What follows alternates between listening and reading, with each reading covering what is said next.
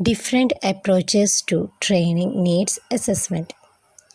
A training need exists when an employee lacks the knowledge or skill to perform an assigned task satisfactorily. It arises when there is a variation between employees expected to do on the job and what the actual job performance is. To identify the range of training needs and define their content, the Human Resource Department uses different approaches to the assessment of the needs. The main approaches are survey, group recommendation, task identification, HR weaknesses, other sources of information, supervisors, self-nomination. So let's move to the first point, survey.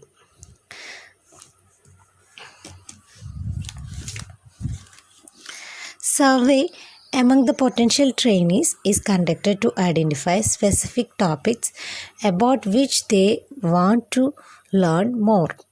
It suggests that trainees are more likely to respective to the resulting programs when they are viewed as relevant.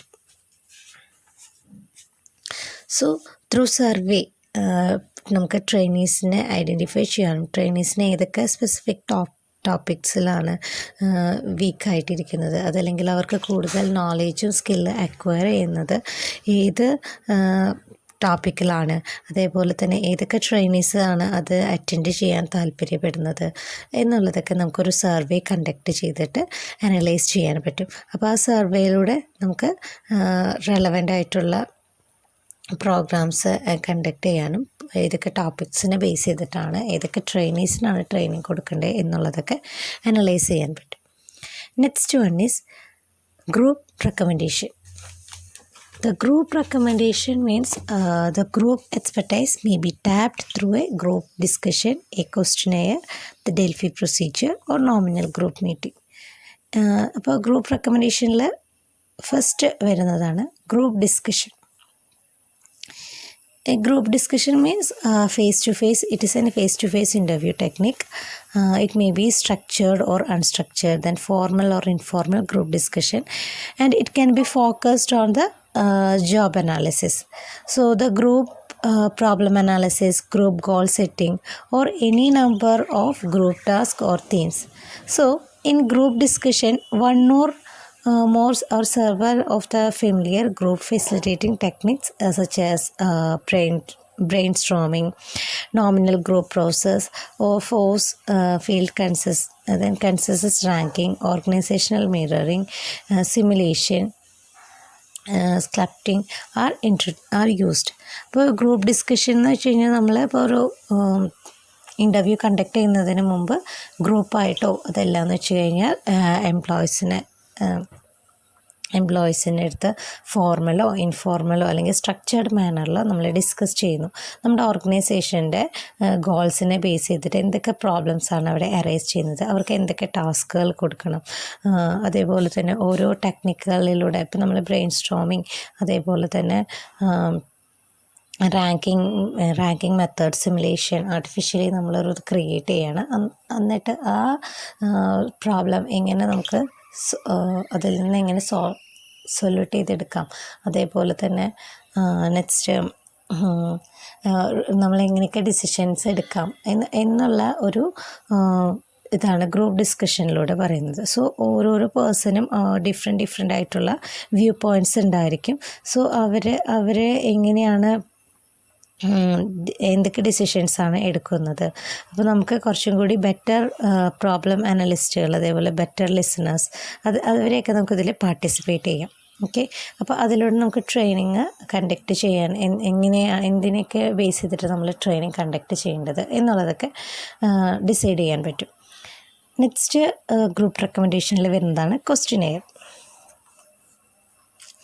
Questionnaire may be in the form of surveys or poll of a random or stratified sample of respondents or an enumeration of an entire population ranking. It can use a variety of question formats, that is open-ended, forced choice, priority ranking, and it may be self-administrated, under controlled or uncontrolled conditions.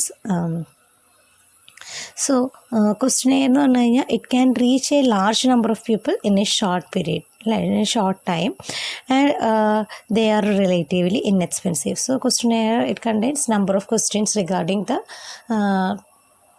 Problem, അല്ലെങ്കിൽ നമുക്ക് എന്താണ് survey ചെയ്യേണ്ടത് അതിനെ base ചെയ്തിട്ട് നമ്മൾ questions prepare ചെയ്ത് അത് നമ്മൾ എംപ്ലോയീസിലേക്ക് എത്തിക്കുന്നു. ആ എംപ്ലോയീസിൻ്റെ അടുത്ത് റെസ്പോണ്ട് ചെയ്യാൻ പറയുന്നു. സോ അതിൽ നിന്ന് നമ്മൾ ഇൻഫോർമേഷൻസ് കളക്ട് ചെയ്തിട്ട് നമ്മൾ അതിനെ ബേസ് ചെയ്ത് ട്രെയിനിങ് പ്രൊവൈഡ് ചെയ്യുന്നു. അതാണ് നമ്മൾ ക്വസ്റ്റ്യനെയർ ഗ്രൂപ്പ് റെക്കമെൻഡേഷനിൽ യൂസ് ചെയ്യുന്നത്. സോ ലാർജ് നമ്പർ ഓഫ് എംപ്ലോയീസിന് നമുക്കിത് പ്രൊവൈഡ് ചെയ്യാൻ പറ്റും. And the third one is task identification.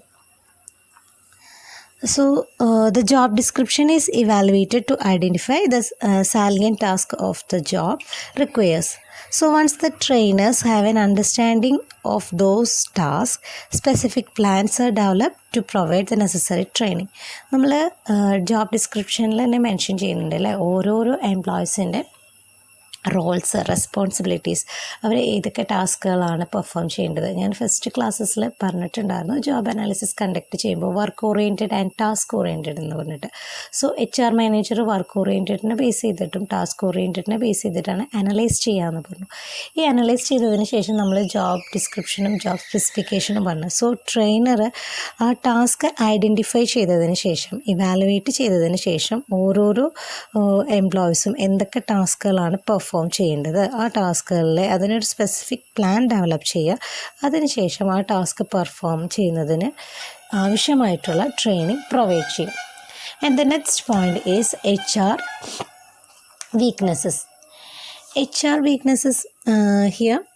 The weaknesses among the human resource activities like inappropriate placement, then orientation, selection or recruiting, and it may be lead to the workers with a deficiency. So it should be ascertained. നമ്മൾ human resource ആക്ടിവിറ്റീസിൽ ഇപ്പോൾ orientation provide ചെയ്യുമ്പോൾ, അല്ലെങ്കിൽ സെലക്ഷൻ്റെ ടൈമിൽ, recruitments ടൈമിൽ, placement provide ചെയ്യുമ്പോൾ അപ്പോൾ എന്തെങ്കിലും weaknesses വന്നിട്ടുണ്ടെങ്കിൽ ദർ മേ ബി എറേഴ്സ് അല്ലേ. ആ എറേഴ്സിലൂടെയാണ് ഹ്യൂമൻ റിസോഴ്സ് പ്ലാനിങ്ങിൻ്റെ സമയത്ത് ചിലപ്പോൾ എറേഴ്സ് വരാനുള്ള ചാൻസസ് ഉണ്ട്. ജോബ് ഡിസൈൻ ചെയ്യുന്ന സമയത്ത്, അതല്ലെങ്കിൽ human resource information system. So നമ്മളുടെ HR വീക്ക്നെസ്സസ് എന്തൊക്കെയാണെന്നുള്ളത് ഐഡൻറ്റിഫൈ ചെയ്തതിന് ശേഷം training and development may be needed to increase the workers' performance. So it may modify the other activities to ensure a better fit between people and performance. So HR weaknesses എന്തൊക്കെയാണെന്നുള്ളത് identify ചെയ്തിട്ട് അത് overcome ചെയ്യാൻ വേണ്ടിയിട്ട് നമ്മൾ എന്തൊക്കെ training ആണ് provide ചെയ്യേണ്ടത്, എന്തൊക്കെ ഡെവലപ്മെൻറ്റ് ആക്ടിവിറ്റീസ് പ്രൊവൈഡ് ചെയ്യണം എന്നുള്ളത് നോക്കുക. That is HR weaknesses approach. And the next one is other sources of information. Next, we are collecting other sources of information from different departments and different reports. That are production records, then quality control records, grievances, safety reports, then absenteeism and turnover statistics, then exit interviews of departing the employees.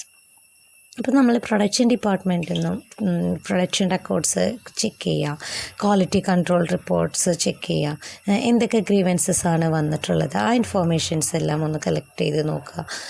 Safety reports, absenteeism, ഇതിൽ നിന്നൊക്കെ നമ്മൾക്ക് analyse ചെയ്യാൻ പറ്റും എന്തുകൊണ്ടാണ്. പിന്നെ exit interview നമ്മൾ conduct ചെയ്യുന്ന കാര്യം പറഞ്ഞിട്ടുണ്ടായിരുന്നു അല്ലേ. ഒരു എംപ്ലോയി ആ ഓർഗനൈസേഷനിൽ ലീവ് ചെയ്യുന്ന സമയത്ത് എന്താണ് അതിൻ്റെ റീസൺ എന്നുള്ളത് ഐഡൻറ്റിഫൈ ചെയ്യുന്നതാണ് എക്സിറ്റ് ഇൻ്റർവ്യൂ. സോ ഇതിൽ നിന്നൊക്കെ നമ്മൾക്ക് എന്തൊക്കെ പ്രോബ്ലംസ് ആണ് വരുന്നത്, ട്രെയിനിങ് ആൻഡ് ഡെവലപ്മെൻറ്റ് എന്തൊക്കെ എഫേർട്സുകളാണ് എടുക്കേണ്ടത്, നമ്മൾ ട്രെയിനിങ് പ്രോപ്പറായിട്ട് പ്രൊവൈഡ് ചെയ്ത് കഴിഞ്ഞ് കഴിഞ്ഞാൽ ഇതിൽ നമുക്ക് ചേഞ്ചസ് അനലൈസ് ചെയ്യാൻ പറ്റും. So that is other resources of information. അപ്പോൾ നമുക്ക് അത് റെഡിലി അവൈലബിൾ ആണ്. പിന്നെ അതേപോലെ തന്നെ എവിഡൻസ് ഉണ്ട് അല്ലേ, ഓരോ പ്രോബ്ലംസും അറേസ് ചെയ്തതിന് എന്താണ് റീസൺ എന്നുള്ളത് ഐഡൻറ്റിഫൈ ചെയ്യാൻ പറ്റും. സോ മിനിമം ഇഫോർട്ട് വെച്ച് നമ്മളുടെ ഓർഗനൈസേഷനിൽ അല്ലെങ്കിൽ വർക്കിൻ്റെ ഇൻറ്ററപ്ഷൻ എന്തൊക്കെയാണെന്നുള്ളത് അനലൈസ് ചെയ്ത് പ്രോപ്പർ ട്രെയിനിങ് പ്രൊവൈഡ് ചെയ്യാൻ പറ്റും. And the next one is supervisors. So the supervisors are able to observe employee on a daily basis, and they may recommend an employee for training and development in as a reward of good employees അല്ലേ. ഇപ്പോൾ സൂപ്പർവൈസേഴ്സിനെ identify ചെയ്യാൻ പറ്റും ഓരോ employees എങ്ങനെയാണ് work ചെയ്യുന്നത്, എത്ര talent ഉണ്ട്, അതേപോലെ തന്നെ അൺസ്കിൽഡ് ആയിട്ടുള്ള എംപ്ലോയീസ്, സെമി സ്കിൽഡ് ആയിട്ടുള്ള എംപ്ലോയീസ്, സോ അവർക്ക് എന്തൊക്കെ ട്രെയിനിങ് പ്രോഗ്രാംസാണ് കണ്ടക്ട് ചെയ്യേണ്ടത്, അതിലൂടെ എംപ്ലോയീസിൻ്റെ വർക്കിംഗ് പെർഫോമൻസ് എങ്ങനെ ഇൻക്രീസ് ചെയ്യാം എന്നുള്ളതൊക്കെ സൂപ്പർവൈസേഴ്സിന് അനലൈസ് ചെയ്താൽ മനസ്സിലാവും. സോ അതാണ് നെക്സ്റ്റ് അപ്രോച്ചസ് നമ്മൾ പറഞ്ഞത്.